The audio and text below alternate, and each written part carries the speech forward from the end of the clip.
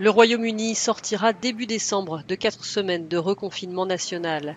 Le pays le plus endeuillé d'Europe par la pandémie, avec 55 000 morts, va revenir à une stratégie locale de lutte. Les restrictions seront renforcées là où le coronavirus se propage le plus. Le gouvernement a dévoilé hier ce plan hivernal. Il prévoit également un programme de dépistage massif. En outre, la course au vaccin fait espérer un retour prochain à la normale, mais le Premier ministre a averti que les restrictions devraient se poursuivre plusieurs mois. Même si les 3 vaccins sont approuvés, a-t-il dit, même si les calendriers de production sont respectés, alors que les vaccins accusent souvent des retards, il faudra des mois avant que nous puissions être sûrs d'avoir vacciné tous ceux qui en ont besoin. Et ces mois seront difficiles, ils seront froids, ils comprennent les mois de janvier et février, lorsque notre service de santé publique est soumis à la plus forte pression. C'est pourquoi, lorsque nous sortirons de l'isolement la semaine prochaine, nous ne devons pas gaspiller les gains que nous avons obtenus.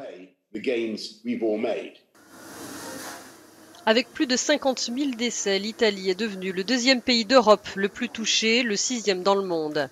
Le gouvernement continue de résister à un reconfinement national. Des restrictions renforcées au niveau local restent la stratégie ainsi qu'un couvre-feu général.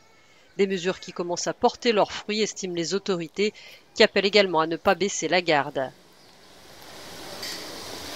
À quelques jours de Thanksgiving et à un mois de Noël, l'OMS s'inquiète de son côté des risques liés aux fêtes de fin d'année.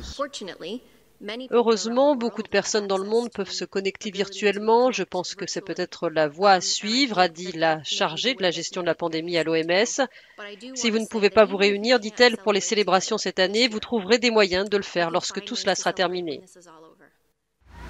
Le pic de la 2e vague n'est pas atteint partout. En Grèce, le gouvernement est mis en cause face à une situation critique à Thessalonique. Les hôpitaux de la 2e ville du pays sont saturés. L'armée a dû installer des tentes pour augmenter les capacités de soins. Des mesures adéquates auraient dû être prises plus tôt, a reconnu le chef du gouvernement.